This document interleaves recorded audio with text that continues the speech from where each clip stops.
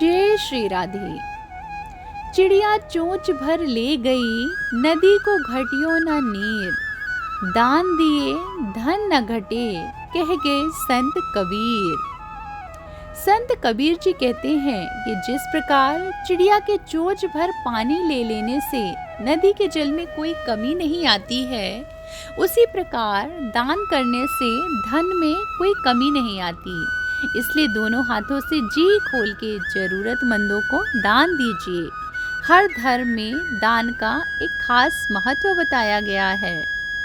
हमें हमेशा याद रखना चाहिए कि हम जिस भी भाव से किसी को दान देंगे, अगर आलस में, ईर्ष्या, क्रोध, नफरत, किसी को बोझ समझकर, टालने के भाव से, कोसते हुए, दुत्कारते हुए, धक्के मारकर, गाली देकर, तो वह भी तुम्हारे साथ वैसा ही फल देगा जैसा कि तुम दे रहे हो। उसी भाव से देगा, क्योंकि ईश्वर हम सबके अंदर बैठा हुआ है और वह यह देख रहा है। किसको क्या देना है उसके लिए पात्र चुनो।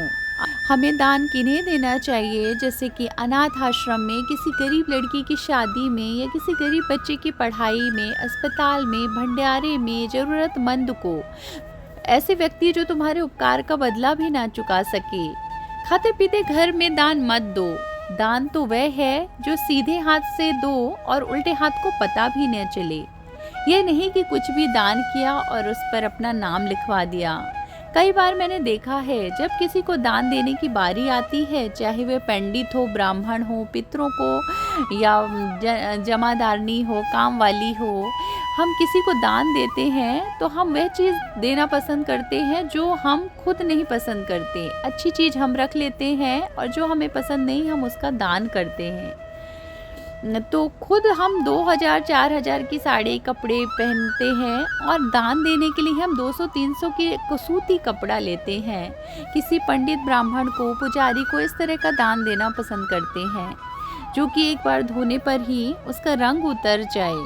लेकिन इस तरह का दान नहीं करना चाहिए। प्रकृति का नियम है कि तुम एक बीज धरती पर बोते हो तो धरती हमें कई गुना ज़्यादा लौटाती है, वो रखती नहीं है। ऐसे ही तुम भी किसी चीज़ का दान करोगे तो परमात्मा उस चीज़ को कई गुना करके तुम्हारे पास लौटाएगा।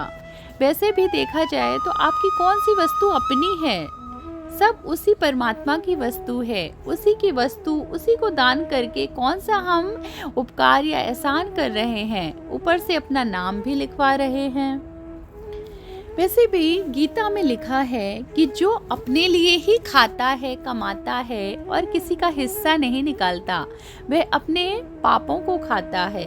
इसलिए 5 महायज्ञ बताए गए हैं, दान के लिए, अतिथि के लिए, पितरों के लिए, देवताओं के लिए, पशु पक्षियों के लिए, कीड़े मकोड़ों के लिए, भिखारियों के लिए। इनमें से कोई भी एक भी दान करता है तो उसके पास कभी भी किसी भी चीज़ की कमी नहीं रहती। अपनी आय में से एक हिस्सा उसे दान के लिए जरूर निकालना चाहिए। अगर आप इस तरह से नहीं निकाल के दोगे तो वह ईश्वर अंतर्यामी है, वह ईश्वर सक्षम है, वह स्वयं ही उस हिस्से को निकलवा लेगा। इसलिए हमें स्वेच्छा से ही सुपात्र को दान करना चाहिए। जय श्री कृष्ण, जय श्री राधे।